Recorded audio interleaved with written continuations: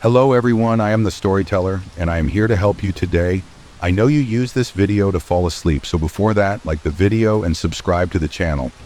Also, where are you from and what time are you watching now? Get comfortable and relax.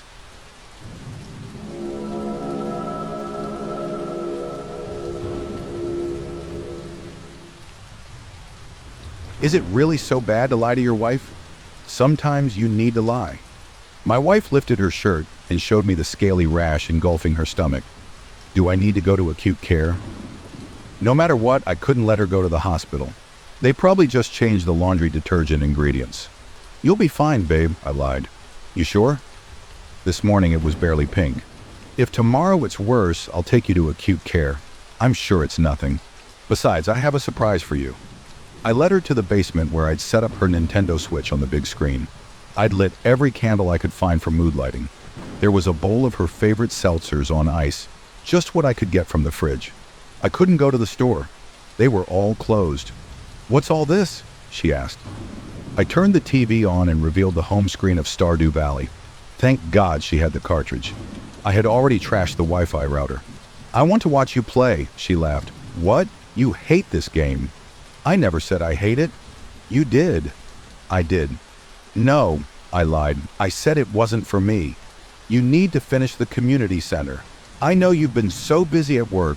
Why don't you finish it tonight? I want to watch it." "That might take a few hours." "Awesome. I'm excited." Stardew Valley was my wife's favorite game in the world. She played for 2 hours before she asked if I'd seen her phone. No matter what, I couldn't let her use her phone. "I'm really sorry, babe. I broke your phone." "What?" "I lost mine, so I was using yours and I broke it. I promise I'll get us new ones in the morning." She wanted to be mad, but I made a peace offering. I brought her the bottle of wine I was saving for our anniversary. We laughed, drank. She finished the community center. The wine caught up. As she laid down, she told me she felt weak. "That's just the wine," I lied. "I brought you a glass of water, with the crushed ice in your favorite cup and the straw you like." I told her, "You are my entire world. I love you." That was the truth. She said she loved me too. No matter what, I couldn't let her know. If she had left the house, used her phone, she would have seen the warnings they released today. The head of the CDC called it a world killer, some mutation of a mutation of EEE. The incubation period was 6 months, 6 horrible months where the virus was extremely contagious, airborne, and asymptomatic. They estimated 96% of the world was already infected. After 6 months, a rash appeared on your stomach. Then it got worse. Then within 24 hours, your brain swelled and you died. My wife will be dead by morning. She deserved one last nice night. I kissed her fevered forehead.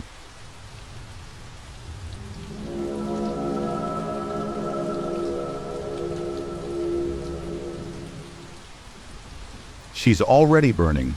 What's one more match? Everyone watches as I place my match near the edge of the pyre. I tell myself as she screams that my actions are justified. If I protest, they will simply toss me in the fire too, with her, my wife, the 7th witch our town has brought to light, the 7th victim they will burn alive. Do not think me one of these zealots, these spineless cowards. I keep my silence out of strategy. As the flames reach my wife's legs, searing her skin, I find her accuser in the hysteric crowd. The stupid girl, grinning smugly as my wife finally passes out from the pain. She thinks she is untouchable, that the whole town now bends to her. She is wrong, for the woman hanging limp on the stake, engulfed in flames, is not my wife. I arranged for her escape from the town jail last night, then replaced her with a different prisoner. A woman caught unawares, walking the streets late at night. An unfortunate case of mistaken identity, concealed by a few strong blows to the face. Do I feel damned for letting an innocent woman burn in place of my wife? Number, as the cruel girl said herself, those who do the devil's bidding must be swiftly punished. But you would think someone like her, so skilled at identifying witches, would have been able to recognize the sound of her own mother's screams.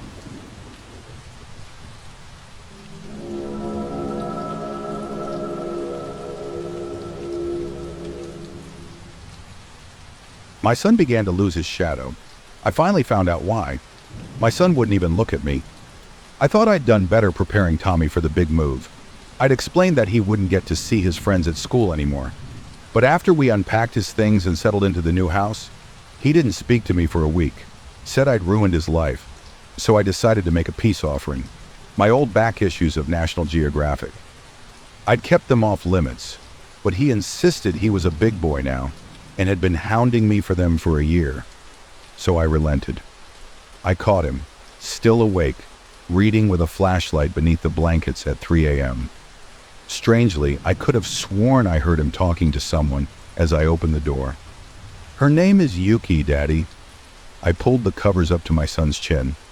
7 seemed a bit old for an imaginary friend, but he'd been under a lot of stress. "Where's she from?" "She says she's from far away. She was hiding inside one of your magazines." "Is Yuki nice?" I asked. He nodded. "She talks to me when you go to bed. She asks lots of questions, especially about my shadow." He seemed casual, as if this was just another friend, but something about the whole thing made my skin crawl. I decided to play along, assuming he'd forget about Yuki and move on. But he didn't. Yuki became his constant companion. I'd hear him talking through the walls most every night, and as strange as it sounds, Tommy's shadow seemed to be fading. It was as if the sunlight was simply shining through him. I thought I needed new glasses, until Tommy got sick. He began losing weight at an alarming rate, nearly 20 pounds in less than a month. Doctors were baffled. His blood work was clean, all scans and tests were negative. He was simply wasting away, and no one knew why. When I took him outside for fresh air and sunshine, his shadow hardly cast a mark across the ground. I thought I was losing my mind, and all the while, Yuki was still there. "She needs my shadow, Daddy," he said, his cheekbones straining his wan little face. "She says it will fix her." I wanted to scream but bit my tongue. Talking about Yuki comforted him. What happened to her? Bad men made her go away in a flash of light, but if she gets a new shadow, she'll be all better again. He deteriorated quickly. Another week and his skin began flaking off. I sat with him in the hospital, helping him weekly turn the pages of a National Geographic. On an article about the bombing of Hiroshima, he stopped. He lifted a trembling finger to a picture on the page, a shadow baked into a wall. Some poor civilian caught by the bomb. His skeletal arm cast no shade on the hospital bed sheets. His voice was barely a whisper. "Yuki, almost home."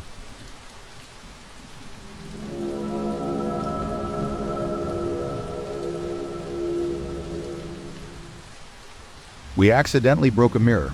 I think it's trying to return the favor. Mike, Danny, and I snuck into the old abandoned Morris house.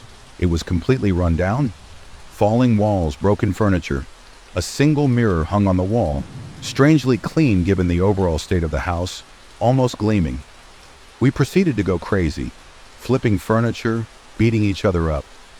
At one point, Mike threw Danny through the air and into the mirror. Crash! I looked down. Danny was lying on the floor, surrounded by broken pieces of the mirror, his blood dripping on the shards of glass. Suddenly, a chill came over the room. I looked over. Mike and Danny felt it too. "You okay?" "Fine," Danny said, standing unsteadily. "Let's get out of here," I said, and we ran all the way home, pretending we weren't afraid. The next day, I was relaxing when I got a call from Danny. "Jimmy, you've got to get over here." He sounded panicked. "Calm down, man. What's up?" "It's after me. It's in the mirror. Hurry." I hung up and headed over to his house. When I got there, I ran in and saw him sitting on the floor, petrified. "What's going on, man?" "It's after me," he kept repeating, his head down, arms covering his eyes. "What's after you?" "I don't know. Something must have followed me home last night. In the mirror this morning, I could swear." "What?" "Something was moving. I think it's hunting me." "All right, man," I said, trying to calm him down. "Why don't we go see Mike? We'll figure it out together." "Okay," he said, and got up to leave with me. As we headed out, we passed a mirror across the hallway. His eyes glanced over toward it.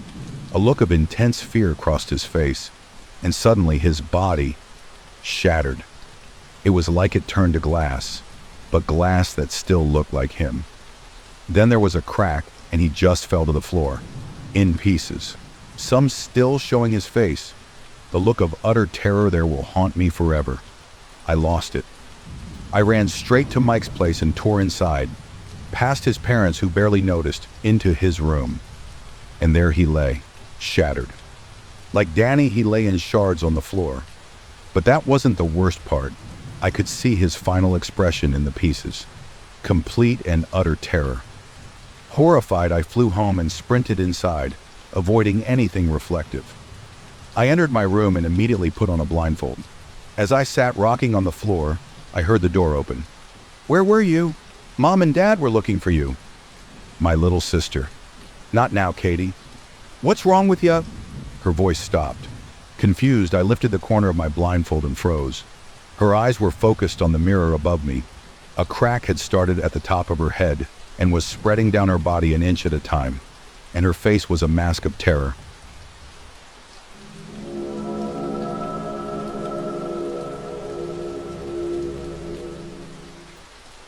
My boyfriend removed all the mirrors from our flat and refused to explain why. At first it was a blessing, as I'd been having the worst migraines. We lived in a beachside flat, a short distance away from the agency I worked for. But in the summers, it was always so bright. The harsh reflections from the mirrors could really blind you. So I assumed he'd remove them to lessen my headaches, which was quite sweet. Then as my ennui worsened, he began removing other reflective things from the flat, including some of the hanging pictures. I'd had several of my first big cover shoots framed: Vogue, Vanity Fair, Rolling Stone, Glamour. "They'll be in storage," he'd smiled, "until you're better." Next, my phone and tablet went, as well as my work laptop. "You don't need that pressure," he'd warned. "You need to de-stress, and the blue light is so bad for you." Then there was the breakfast incident. It was another beautiful summer's day, and although I'd woken up feeling a little lightheaded and tender, I'd just been saying how much I missed the beach when something sticky caught my wrist. Looking down, I realized I was drooling. My breakfast was literally sliding out the corner of my mouth, and I hadn't the strength to keep it in. So I watched, bemused, as bits of oats and fruit dribbled in a long globule of spit into my bowl, and my boyfriend just stared, wearing a wry, ambiguous expression. On another day, I found myself hazily looking for my makeup bag in the bathroom, determined to get ready for work. I searched through the drawers, certain I'd left it in the caddy beside the toilet, but all I could find was a trace of purplish foundation dust lining the grooves at the bottom. "You don't need makeup anyway," my boyfriend had smiled. "You're too beautiful as it is." From there, my days just got looser, foggier. One day I woke up in so much pain that I could scarcely move my head. On another, I dreamt that all the locks had been changed, only to find my boyfriend guiding me back to bed. "Come on, sleepyhead," he'd insisted. And then there was this morning. I'd woken up covered in bandages and groggy, but more lucid than I'd felt in weeks. The door to the flat was only latch, so I stumbled out into the corridor and down the stairs towards the lobby. There I met Mrs. Peterson, who dropped her bags and literally screamed at me, clasping a hand over her mouth in fright. Instinctively, I turned to look at the big mirror behind the concierge's desk and caught sight of my reflection. I chuckled almost in disbelief. My face was unrecognizable, a mess of reds, deep purples, blacks, green, and where it wasn't weeping or puffy or covered in bits of tape and bandage, it was pitted with raw gouges and missing whole chunks. And my boyfriend? The aghast concierge hadn't seen him for days.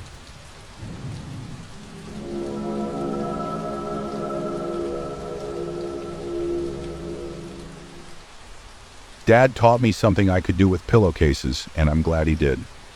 I wrapped my arms around Lug, wrapping him tightly as I squeezed my eyes shut. Mom and Dad were arguing again, probably because Mom got drunk, and I was in my room, always terrified of my mother and feeling pain for my father. Fortunately, I still had Lug. Lug was my big stuffed teddy bear that I had gotten when I was a baby, one of the only presents my parents ever gave me, and the only one I still held on to. One day, Mom had gotten really angry. She was yelling at Dad and me really loud, and she ended up ripping Lug open. I cried a lot that day, thinking that Lug was dead forever. Dad tried to convince me otherwise, and eventually he showed me a secret. He took an extra pillowcase and put it over Lug's body, which he had stitched up. And now, Martin, Lug is alive again. He's a pillowcase teddy bear now, and he's a ghost. And he was right. Dad was a very meek and kind person, and he made Lug come back even if he was a ghost. I wouldn't let him get hurt ever again. But then, Mom was yelling really loudly again. I couldn't quite make out her angry words, but she started hitting things. Banging and crashing came from downstairs, and I squeezed Lug tighter, beginning to cry. Why couldn't Mom just stop? Martin! I opened my eyes in shock. For what was maybe the first time in my life, I heard Dad's voice loudly and clearly, and he was scared. I grabbed Lug and rushed out, taking the steps downstairs 2 at a time. Dad had never sounded like that, and it made my stomach twist up. When I got down, Mom stood over Dad's body on the floor with a brown bleeding bat, a small puddle of blood underneath. Dad wasn't moving. She turned her head towards me, but it was not my mother. It was something mad and dangerous, something evil with black and empty eyes. You don't like us fighting, do you? Well, now we won't. Come here and give me a hug. Its lips didn't move, but I heard it clearly. It brought the bat up, taking aim for my head. I stared in fear, silent and terrified by what I was seeing. The bat hit my head and the world turned blurry. Our front door burst open then, and the sounds of rushing feet and calling orders came in. I couldn't hear them, but I could still see. They rushed onto Mom, but she fought back with terrifying strength until they eventually took her down. They took Mom away, and hospital workers rushed in. I crawled clumsily over to Dad, but I didn't cry. I knew his secret. A shaky smile crossed my lips as I put Lug's pillowcase over his head. It would be all right now. And now, Dad, you're alive again.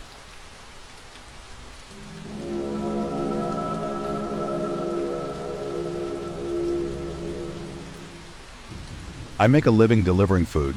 I got a strange request from a customer. I've been door dashing ever since my ex-boyfriend got me fired from my regular job. I don't want to go too into detail, but he didn't take our breakup very well. My latest order was from Taco Bell. 2 Crunchwrap Supremes without the tostada and extra Diablo sauce. When I picked it up, I texted the customer like I always do.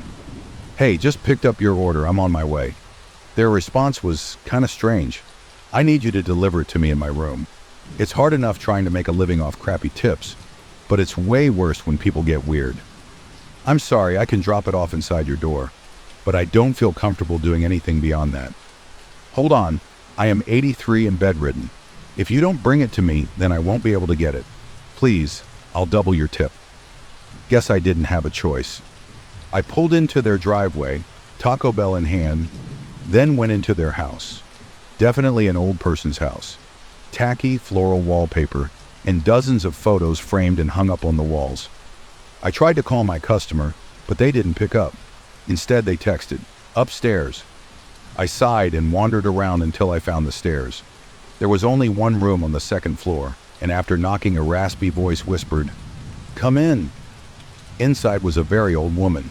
Her skin was so wrinkly and loose that it looked like it was falling off her bones. She was wrapped up under the covers in her pajamas and a nightcap. I gently shook the bag, and the old lady reached out from the covers, beckoning for it. I gave it to her, and she pulled it right out and started eating. I stood there for a few moments before going, "Ahem." "Right," the old lady whispered. "Your tip is in the drawer there." She pointed toward her nightstand. I opened the nightstand drawer, hoping to get out of there as quickly as possible.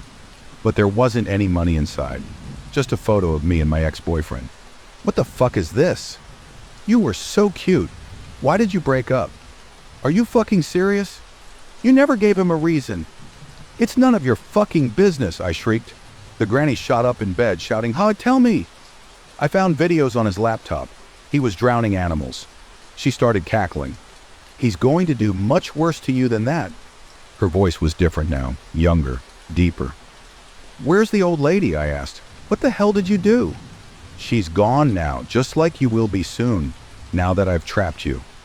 "I wouldn't count on it," I said. "Why not?" She started coughing uncontrollably until she started spitting out blood. Did you really think I would forget your Taco Bell order, you fuck boy? You should have ordered something different if you wanted to trick me. Thanks for listening to today's story. Let us know what you think. If you want to hear more scary stories, be sure to subscribe and turn on notifications so you never miss a new episode when we upload it. We'll always be here and welcome you.